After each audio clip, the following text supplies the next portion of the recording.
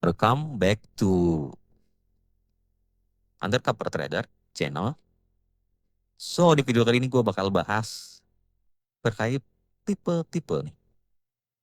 Mungkin kalian udah sering dengar terkait tipe trader ya, biasa scalper, intraday, swing trader, positioning, ataupun yang lainnya. Tapi yang ingin gue bahas adalah 3 poin ini. Scalper, intraday, swing.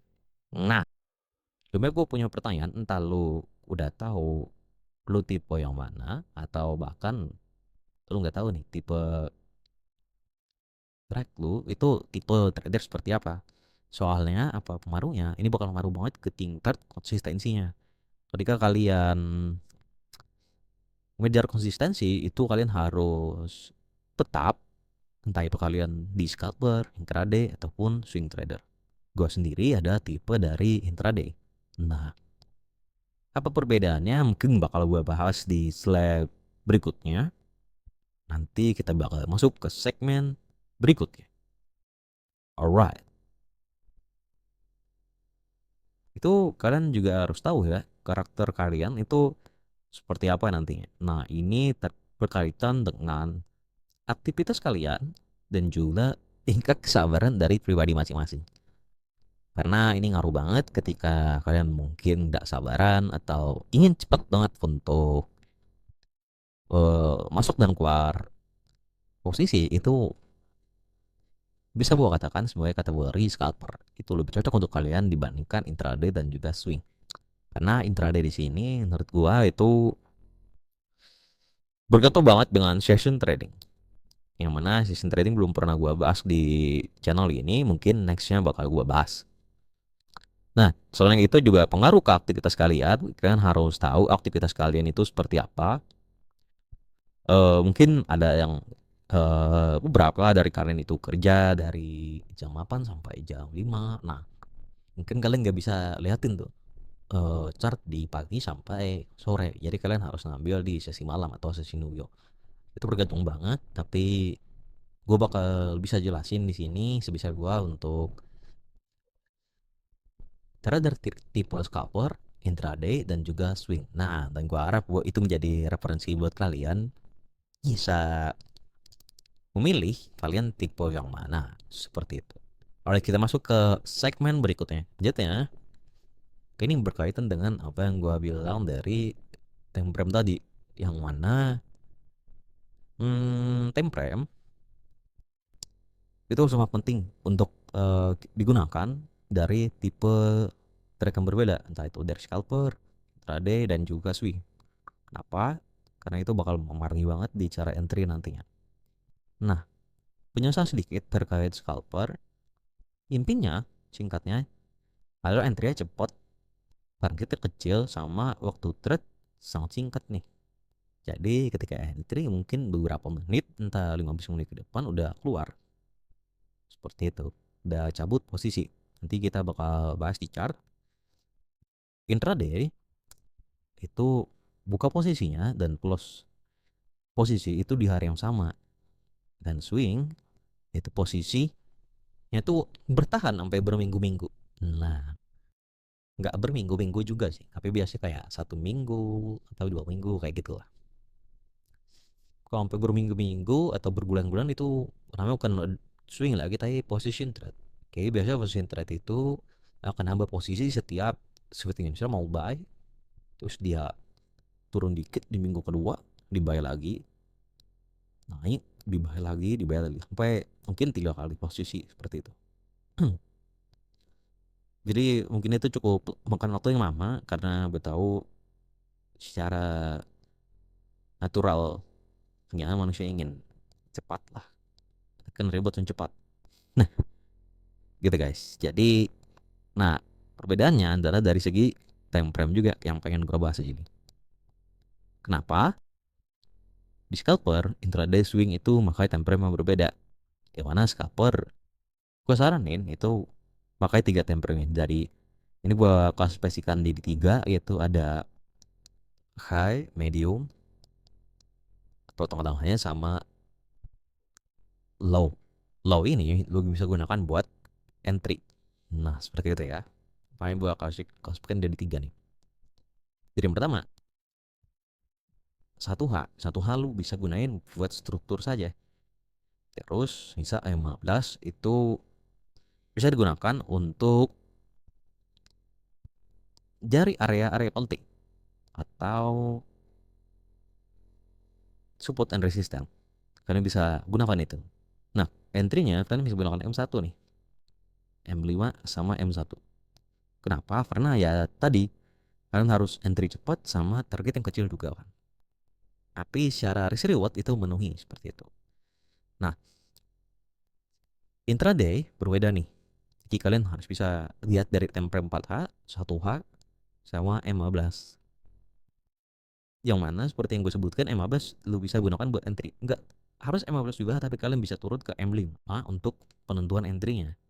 Sedangkan 4H dan 1H, waktu tertinggi dan juga tengah-tengah, itu bisa kalian gunakan untuk penentuan trend dan juga medium untuk key level. Swing, namanya juga berminggu-minggu kan. Tapi pasti ngaruh ke time frame weekly-nya, daily, sama 4H. 4H digunakan buat entry. Enggak kebesaran bang 4H buat entry. Enggak. Karena sering banget gue lihat juga di luar sana para trader gunakan 4H untuk entry dan dia menggabungkan fundamental, technical analysis. Di sini udah mainnya ke technical analysis plus fundamental analysis. Karena penting banget makroekonomi mempengaruhi dari pergerakan market, khususnya di forex. Nah, di sini gue bakal nyontohin bagaimana kita cara lihat chart di dari scalper, intraday dan juga swing. Oke, kita masuk ke sesi itu. Sebentar gua bahas ini. Oke, kita masuk ke segmen selanjutnya. Pertama dulu itu di scalper. Nah, kalian bisa lihat ini time frame menggunakan gua H1 legal ya. H1 buat lihat apa? Kalian bisa lihat sini. Oke, kita tahu identifikasi trend naik nih, jalan uptrend. Nah, otomatis kita secara scalper ingin mengikuti tren ini di time frame kecilnya seperti itu. Jadi ketika sini terjadi, kita udah tahu nih identifikasi tren. Yang pertama, satu, tren up gitu kan. Mereka kan tinggal cari key level itu di time frame lebih kecil gitu. Tadi gue sebutin M15 dan juga nanti dibuka entry di M5 dan juga M1. Paham? Nah, sorry guys kalau sedikit ribut. Nah, M15 kita bisa bukan nih. Kalau di sini ada support area yang penting. Area yang penting. Nah, jadi ketika area ini udah masuk, mungkin area ini udah terlihat prosesnya udah oke dan bagus, kalian bisa memposisikan trading plan kalian dan juga langsung turun ke time frame kecil nih.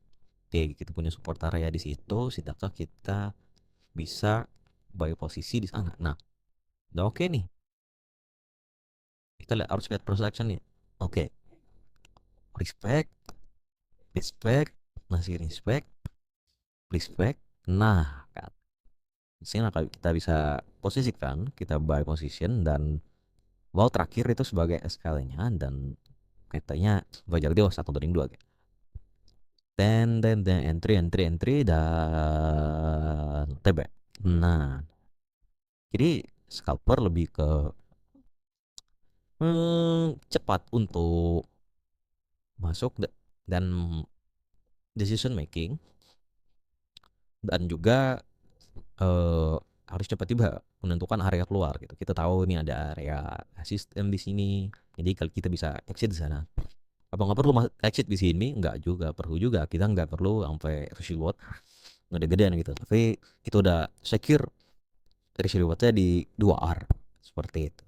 Nah, kalian juga bisa lihat di sini indikasi pulse breakdown, harga kembali ke area support dan kalian bisa entry. Dan tanda-tandanya juga di yang 5 kalian bisa lihat itu ada bullish engulfing moving candle di sana.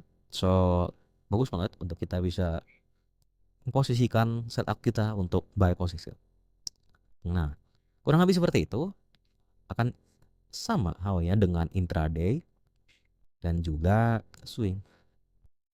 Mungkin gua bakal bahas session trading terkait intraday nantinya di video selanjutnya dan juga video-video lanjutnya. Nah, kalau kalian ingin request video, kalian bisa komen link di bawah guys. Jadi di sini gua menyarankan 3 hal sebenarnya. Yang pertama itu,